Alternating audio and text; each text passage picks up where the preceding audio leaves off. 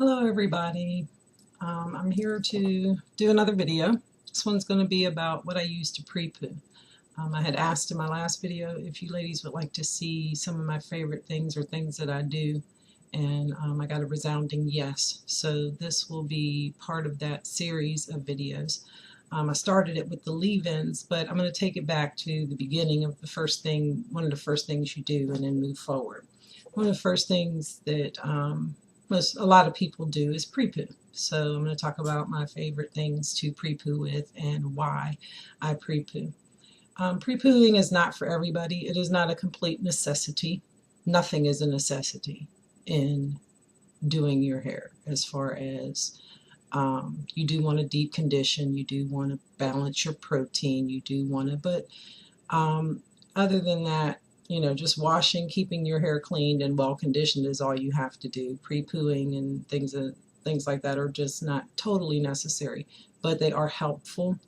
It's not for everybody. I know people who don't do it at all. It doesn't do anything for them, but for me, I found that I get some benefits out of it. One of the things I do when I do a pre-poo is kind of assess my hair. There is a pre-poo I make sure I do at least once a month. Because I get excellent results. If I can do it twice a month, that's even better. But I don't necessarily pre-poo every week. I go by how my hair is feeling and how it's been acting and what I feel it needs. First thing I had, before I started the journey, I had a lot of dandruff. And pre-pooing, for me, has helped stop that. I get no flakes at all. None. And I attribute it to pre-pooing because once I started putting that into my reg, that's when the dandruff went away. My scalp does not take oil well, doesn't like oil all that much.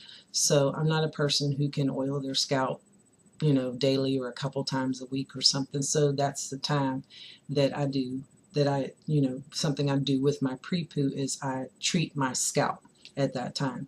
One of the things that's newer for me that I love to pre-poo with on my scalp is the Vatican frosting.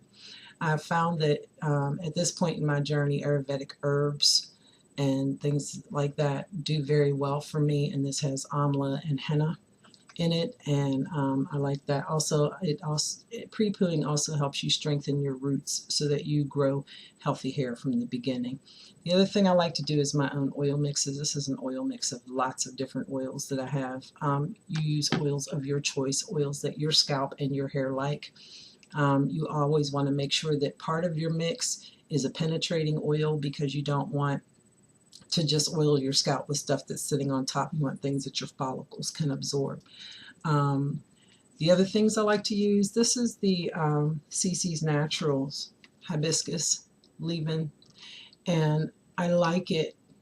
It's nice, and I got it in the hot chocolate scent. If you guys don't know, I love food smells, sweet bakery smells, and chocolate.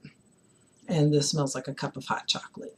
But the leave-in itself is grainy, and leaving it in on my hair is like there's pieces of, I don't know if it's powder, the powders or the herbs or whatever, but it leaves my hair feeling like I have stuff all caught up in it, you know, after I use it. So it's also, although it would make a nice body lotion as well, it's too grainy for that for me. It leaves, as I'm rubbing it on my body, I feel the same graininess. So I just decided to use this as a pre-poo. And since it has good herbs, hibiscus and different Ayurvedic powders in it, that's something else that I'll use on my scalp as well as the length of my hair. Pre-pooing also helps, like if you're using a sulfate shampoo, it can help keep the shampoo from stripping your hair too far. However, if you use combs and you use things of that nature, pre-pooing may not be of any use because combs lock out everything anyway, so your hair is not going to absorb anything from your pre-poo, and you need the sulfate to strip the comb. The other thing I like to do, the one I was talking about that I do once a month to twice a month, is avocado deep conditioner that I make myself. I use half an avocado. I use honey or molasses. I buy coconut milk and I pour it in ice trays. And once the cubes are frozen, I put them in a Ziploc baggie, and then I have a nice little cube to melt down and use in any concoction I want to. I like to, let's see, with that I use the avocado, I use oils, whatever oils of my choice at the time that I feel my hair needs. I use the molasses or honey, and every now and again I might add a conditioner to that, but normally it's the avocado that I want. Great fatty acids, nice protein, great for the hair. It is protein, but it doesn't leave your hair hard at all. It just kind of gives you the strength. And that's another thing. Things that you use to pre-poo with can be things like, I used to use the Shea Moisture reparative hair mask. It didn't do anything for me as a deep conditioner. It didn't, when I deep condition my hair, I usually want some softness or some change of some sort. I felt that it had good ingredients though, and I knew it was hair strengthening, but it just didn't seem to do anything further than that. So I started using that in my mix for my pre-poos. I put on a shower cap. I'll sit around anywhere from an hour to 3 hours, and I just run around the house, no big deal, until I'm ready to wash my hair. I don't usually use lightweight conditioners to pre-poo because they don't really have much in them. And you need something that that is a time where you can nourish your hair and scalp a little bit. Even though you're going to wash it, you can still get some nourishment out of it. And then for me, like I said, washing after work, it's the oils and stuff off of my scalp. The only thing I can really use on my scalp is aloe vera gel or juice. And sometimes even when I'm doing my wash and goes, I'll coat my scalp a bit with aloe vera gel to keep the product from getting to my scalp. And all those things have helped me control my dandruff to the point where dandruff is no longer even a part of my hair, and I'm so happy about that. But anything just about can be used as a pre-poo. Your own concoctions, mayonnaise, yogurt, there are so many things out there that you can add to your mixes to make a nice pre-poo. Just keep in mind that you want it to be kind of like a mask.